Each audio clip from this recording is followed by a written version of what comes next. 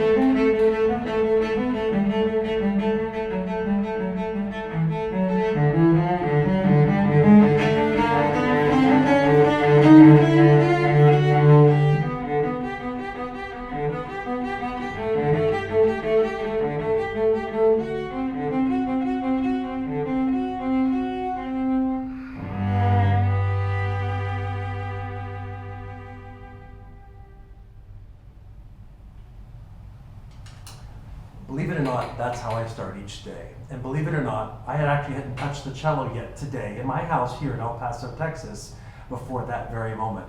What I love about it is when I use my left hand, all the calluses on my fingers, all the blood flow, they start to wake up. The music makes my brain wake up. It makes my soul glow. The bow that I'm using right here, I consider my breath. So you might even be able to hear through these microphones that I'm breathing. It just makes me feel alive. I get to hold this cello against my heart, and it just vibrates me. And I remember that vibrations mean we're alive. So what a glorious way to start the day. When I give education concerts or presentations, I think of them as informances, not performances, not lectures, but basically something very, very different than I would normally do if I came to give you a concert. Obviously, when I'm there in Carrizozo with you, I get to see you. We get to have the Q&A, the questions and the answers. But that's not necessarily the case right now during this pandemic, which is why I'm not there with you right now. But we have a long history with you at Elaine Brennan, your wonderful matriarch of music in your area, the rallier, and Westhoff, huge support of your music scene there, of course, and all your friends and patrons in Carrizozo. So we've had David Leisner, the wonderful guitarist, classical guitarist, come play for you. Laura Downs, wonderful pianist. Our goal with El Paso Pro Musica and Elaine Brennan is to hold hands and to rally these communities and to remind ourselves how important the arts are for our survival as human beings. So today, I'd like to present a concert to you, but do it in a different kind of way. I'm going to play an entire piece for you, the entire first Bach cello suite in G major. That was the prelude, the beginning, written in 1717. But as I go through this suite, I'm going to tell you a little bit about each movement, or the cello, or myself, I make it very personal. And so hopefully by the end of this 30 or 35 minute time we get to spend together, you see a cello or music a little different. Let's just keep playing. The second movement in this suite, which is a collection of movements, is a German dance. It's called an Allemande.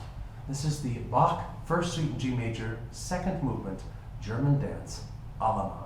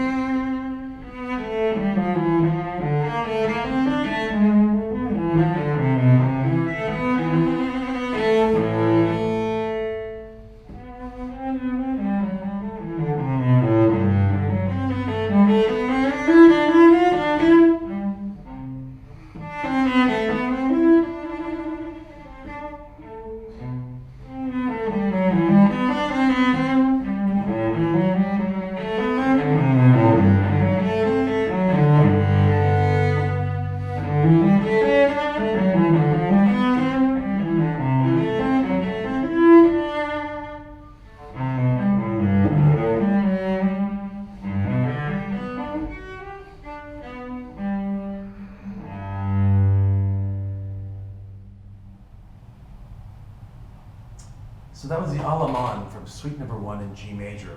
One of my favorite movements because it just spans and glides over the cello in a very, very comfortable region. This area of the fingerboard, which is this black part here, where I put my fingers, the board where I put my fingers. So what you don't know is that Bach, Johann Sebastian Bach, the German composer, was born in 1685. The cello you're listening to is remarkable. It has survived as long as Bach has been on this earth, or was on this earth. It was born when Bach was 8 years old in 1693 in Venice, Italy, by a man named Matteo Gufriller. It's an extraordinary instrument because it's so large. If you look at it, the bottom part here is much larger than the top. That's because back in 1693 when it was made as a church bass. It was made to produce sounds, to be the foundation of music, to support all the other instruments like trumpets and voices, violins. And so they wanted a lot of space to be in that wood. The top is made of spruce, a very flexible wood. The back is made of a very hard wood called maple, and that makes it resonant. And between those two, you have a lot of character on the front with the spruce and power with maple on the back. And of course, I pull all that sound with this bow. Now, this is a historic instrument, 326 years old, and it's something I have to take care of a lot. But modern technology has created something that's extraordinary that I want to show you. When I go into the schools, when I go outside of this protected house, into the environments in this area that are so hot and dry, arid, I have to be careful to make sure that the wood doesn't crack, that the sunlight doesn't melt the varnish. So I got, El Paso Per Musica got a wonderful space-age instrument that I want to show you now. It's a cello, right over here to my side. Let me grab it for you. And it's made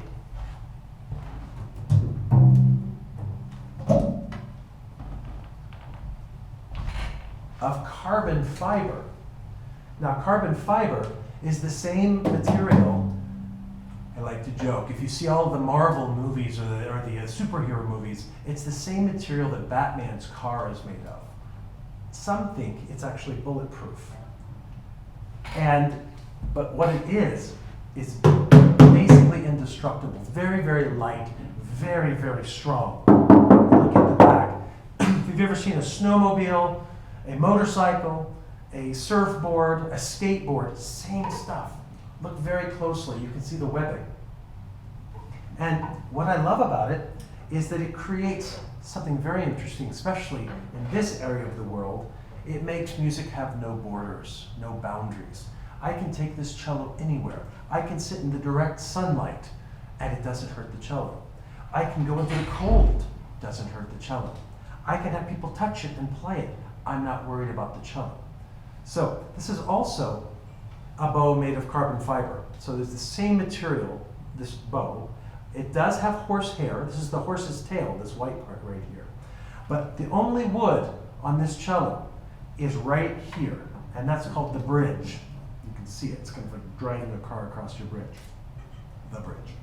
So the next movement I'm going to play for you, actually I'll play the next two movements for you, the courante, which is a French dance, and the sarabande, which is a Spanish dance, to show you the agility of this instrument, how fun it is to play, but also that it can sing and be very, very, very beautiful. And maybe even through this microphone in this video, you can tell the difference between the two sounds. So as you listen to me playing, listen very carefully and try to compare with adjectives, descriptive words, maybe even write them down, of what the difference between my old wooden cello is and this carbon fiber cello. This is the courante and sarabande from Bach's First Suite in G major.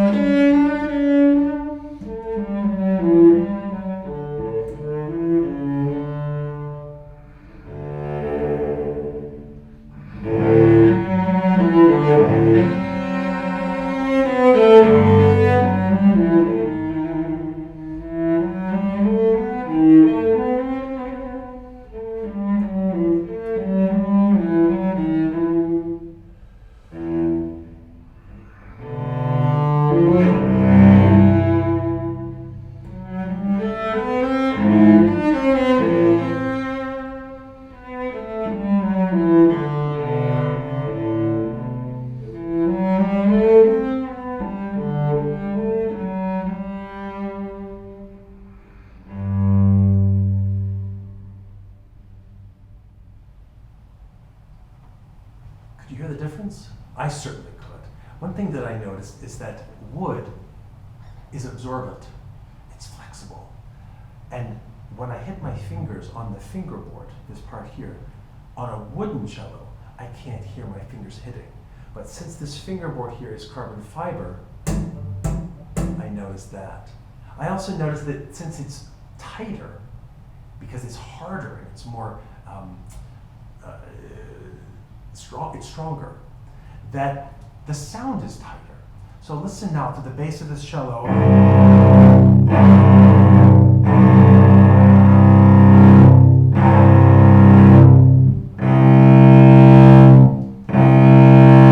It's very quick. Now if you were to compare that to the wooden cello,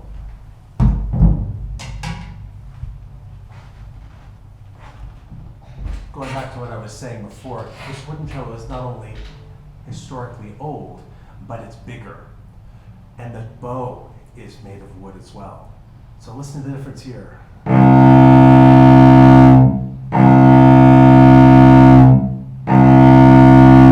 tell you what, as much as I love playing the carbon fiber cello, this cello shakes me in my bones. There's something about it that just makes me smile, and I think it's because it was a living tree at one point. So I prefer to play this cello, but I love the fact that I can take that cello anywhere and not worry about it.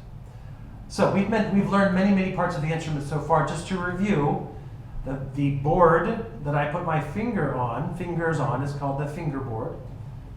The place where I put my bow is called the bridge. And you're learning about the world of Bach, as in addition to the top being made of flexible spruce wood and the back of the cello being made of maple. Now let's go to the minuets in G to finish out this beautiful suite in G major.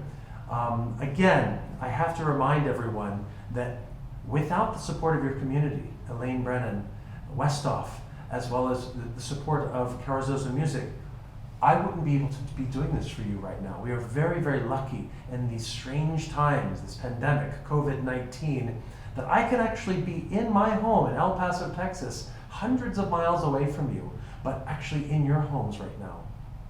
So we in this region are actually embracing technology and hope to use it much more so in the future. So when we can't be in Carrizozo, or when you can't be in El Paso, we can actually still be together through the arts. And so we hope when all of this clears that we can continue to be connected like this, and I can bring artists from around the world to visit your community, continue to visit your community, whether in person or through this kind of platform. So again, thank you for the support of your community, and of course, the amazing El Paso Per Musica, which I've been with for almost 20 years. I can't believe it. It's amazing how time flies, especially when you're having fun. So here's the minuets and G from the first suite in G major.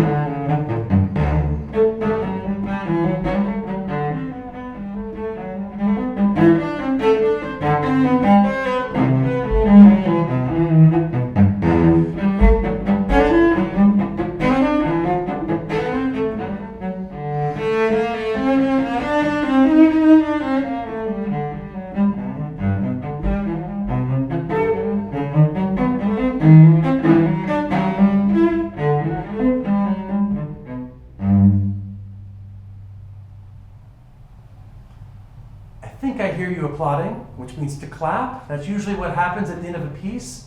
And under normal circumstances, if I didn't stand up and you couldn't see me, I would stand up and I would do this. And what does that mean?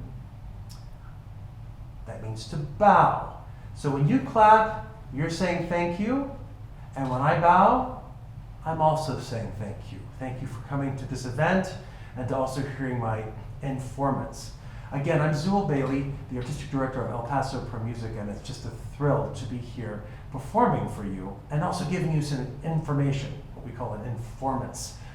Before I leave, I want to share something that I have actually been amazed by, and that's technology.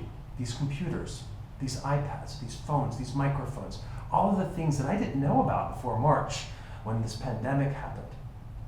You know, I have a lot of friends around the world, and I'm also affiliated with the University of Texas at El Paso because I'm the director of entrepreneurship there. And in that program, at that university, at that school, we're always trying to be innovative and grow and learn new things and to apply new things so we don't stay static. So one of the things that I've learned in this time period is that we can not only be together like this, but I can also perform with colleagues of mine in different countries, even across town, even from someone from Carrizozo. So one of my wonderful recent graduates from the University of Texas at El Paso, UTEP, is Chris Barros-Haggis. He just graduated, but he's a whiz, kind of a genius at bringing all of this technology together. So when I was sitting here in my home in March, kind of going, what do I do? He called me and said, would you play a duet with me?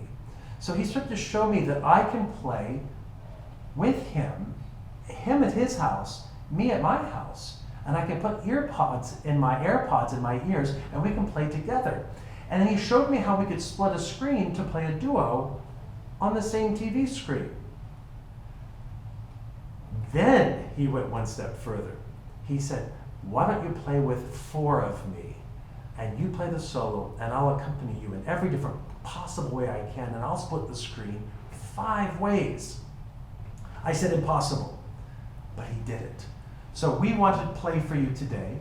Chris Barros-Haggis and I, he's a wonderful cellist, but I think much more an entrepreneur and a musician of the 21st century. To end this program, we're going to show you 2 pieces, a cello duo and a cello quintet. And we hope you enjoy it. On the screen, we're going to put the pieces so you can see them in print, and also we're going to be thanking all the people that made this possible. Thank you for spending your day with me, and I hope to see you in person soon. Cheers, and I hope you're safe, happy, and healthy. See you next time.